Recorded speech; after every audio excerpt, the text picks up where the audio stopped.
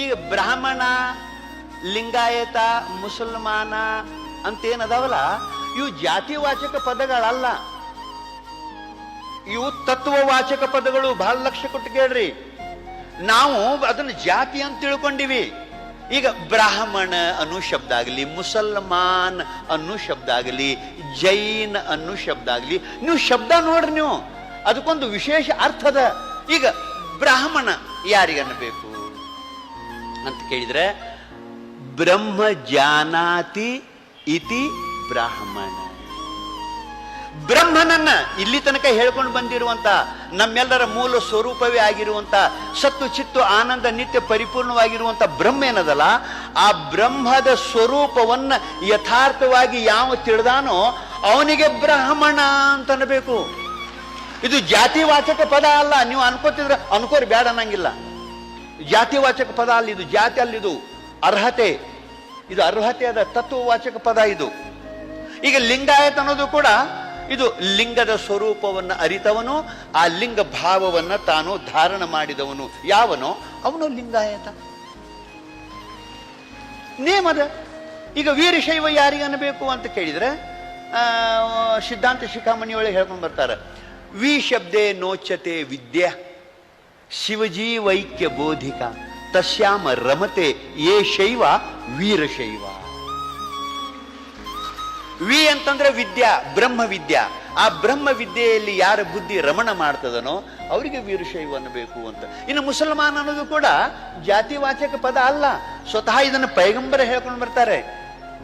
ಹಂಗಾರೆ ಮುಸಲ್ಮಾನ್ ಯಾರಪ್ಪ ಅಂತ ಕೇಳಿದ್ರೆ, ಏಕದೇವೋಪಾಸನೆಯಲ್ಲಿ ನಿಷ್ಠಾ ಉಳ್ಳವನಾಗಿ, ಒಂದು ಮಾತು, ಏಕದೇವೋಪಾಸನೆಯಲ್ಲಿ ನಿಷ್ಠಾ ಉಳ್ಳವನಾಗಿ ಮಾನವೀಯ ಮೌಲ್ಯಗಳನ್ನು ತನ್ನಲ್ಲಿ ಅಳವಡಿಸಿಕೊಂಡು ವಿಶ್ವವನ್ನ, ವಿಶ್ವದ ಜನಾಂಗವನ್ನ ಪ್ರೀತಿಸುವವನಿಗೆ ಮುಸಲ್ಮಾನ್ ಅನ್ನಬೇಕು. ಇದು ಜಾತಿ ಅಲ್ಲಿದು. ಆ ಅರ್ಹತೆ ನನ್ನಲ್ಲಿ ಇದ್ರೇನೆ ನಾನು ಮುಸಲ್ಮಾನ್, ಇದಿಲ್ಲ ಅಂದ್ರೆ ಇಲ್ಲ. ನಮಗೊಬ್ರು ಅಂದ್ರಿ, ಅದ್ಯಾಕ್ರಿ ಗೌಡ್ರ ಹೊಟ್ಟಿಲಿ ಹುಟ್ಟಿದವ್ರಿಗೆ ಗೌಡ್ರು ಅಂತಾರು, ಕುಲಕರ್ಣಿಯಾರ ಹೊಟ್ಟಿಲಿ ಹುಟ್ಟಿದವ್ರಿಗೆ ಕುಲಕರ್ಣಿಯಾರ ಅಂತಾರು.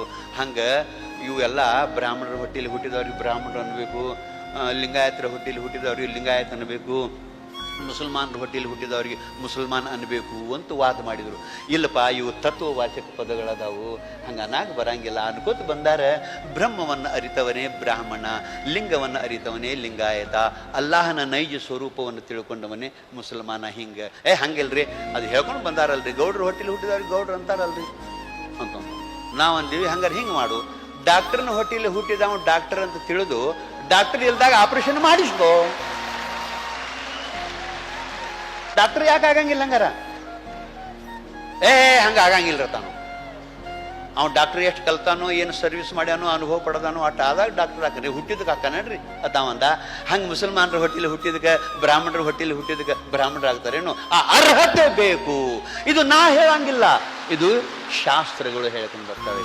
ಸಿದ್ಧರಾಮ ಶರಣ ಹೇಳ್ತಾನೆ, ವೇದವನೋದಿ ವೇದಾಧ್ಯಯನ ಮಾಡಿದೊಡೇನು ಬ್ರಾಹ್ಮಣನಾಗಬಲ್ಲನೆ, ಯಜನಾದಿ ಷಟ್ ಕರ್ಮಗಳನ್ನಾಚರಿಸಿದೊಡೇನು ಬ್ರಾಹ್ಮಣನಾಗಬಲ್ಲನೆ, ಬ್ರಾಹ್ಮಣರ ರೇತೋ ರಕ್ತದಿಂದ ಜನಿಸಿದೊಡೇನು ಬ್ರಾಹ್ಮಣನಾಗಬಲ್ಲನೆ. ಇಲ್ಲ, ಬ್ರಹ್ಮ ಜಾನಾತಿ ಇತಿ ಬ್ರಾಹ್ಮಣವೆಂಬುದಾಗಿ ಬ್ರಹ್ಮೀಭೂತನಾದಾತನೇ ಬ್ರಾಹ್ಮಣ ನೋಡ ಅಂತ ಹೆಂಗಂದ್ರು, ಹಂಗ ಲಿಂಗ ಸ್ವರೂಪನಾದವನೇ ಲಿಂಗಾಯತ, ಅಲ್ಲಾಹನ ನೈಜ ಸ್ವರೂಪವನ್ನು ತಿಳ್ಕೊಂಡವನೇ ಮುಸಲ್ಮಾನ ಅನ್ನುವಂಥ ವ್ಯಾಖ್ಯಾನ ಬರ್ತದೆ.